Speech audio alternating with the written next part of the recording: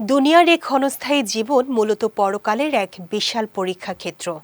এখানে আমাদের প্রতিটি কাজ ও আমলই নির্ধারণ করে দেবে চিরস্থায়ী ঠিকানা জান্নাত নাকি জাহান্নাম।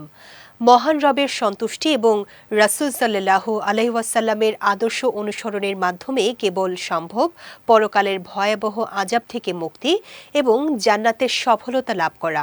বিস্তারিত ডেস্ক রিপোর্টে। মানুষের ইহলৌকিক জীবন মূলত পরকালের এক বিশাল পরীক্ষা ক্ষেত্র। এই ক্ষণস্থায়ী পৃথিবীতে মানুষের প্রতিটি কাজ ও আমলই নির্ধারণ করবে তার চিরস্থায়ী ঠিকানা। মহান আল্লাহ স্পষ্ট করে দিয়েছেন যে দুনিয়ার এই চাকচিক্য কেবল মানুষের আমল পরখ করার জন্য। পবিত্র কুরআনের সূরা কাহাফে ইরশাদ হয়েছে, জমিনের শোভাবর্ধন করা হয়েছে কেবল এটি দেখার জন্য যে আমলের দিক থেকে কে বেশি উত্তম। তাই পরকালীন জীবনে সফল হতে হলে মহান রবের হুকুম পালনের পাশাপাশি রাসূল সাল্লাল্লাহু আলাইহি ওয়াসাল্লামের দেখানো আদর্শের ওপর চলা অপরিহার্য। যারা এই পরীক্ষায় উত্তীর্ণ হবে তাদের জন্য রয়েছে অফুরন্ত নিয়ামতে ভরা জান্নাত। সূরা বাকারায় মহান আল্লাহ প্রতিশ্রুতি দিয়েছেন যে ঈমানদার ও সৎকর্মশীলদের জন্য এমন উদ্যান রয়েছে যার তলদেশ দিয়ে নহর প্রবাহিত। সেখানে তারা অনন্তকাল পরম সুখে বসবাস করবে। জান্নাত হলো মুমিনদের সেই কাঙ্ক্ষিত পুরস্কার যা তাদের দুনিয়াবি ত্যাগ ও ধৈর্যের বিনিময়ে দান করা হবে।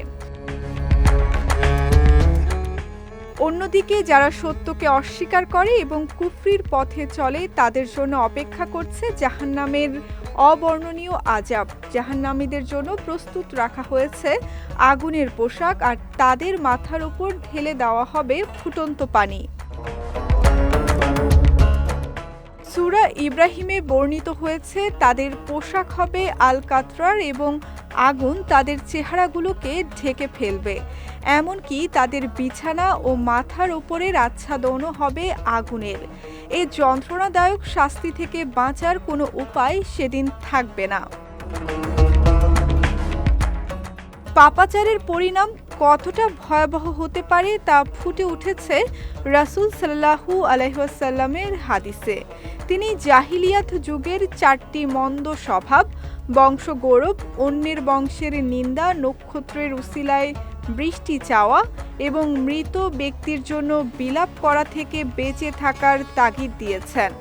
বিশেষ করে বিলাপকারিণী যদি তওবা না করে মারা যায় তবে কিয়ামতের দিন তাকে আল কাতরা ও ক্ষতের পোশাক পরিয়ে অত্যন্ত অপমানজনকভাবে উঠানো হবে। পরকালের চিরস্থায়ী জীবনে মুক্তি ও সফলতার জন্য আমাদের এখনই সচেতন হওয়া প্রয়োজন।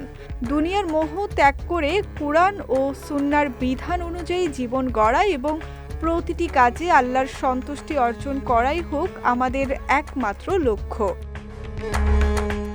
সঙ্গীতা শাহ, বিজয় টিভি নিউজ ডেস্ক।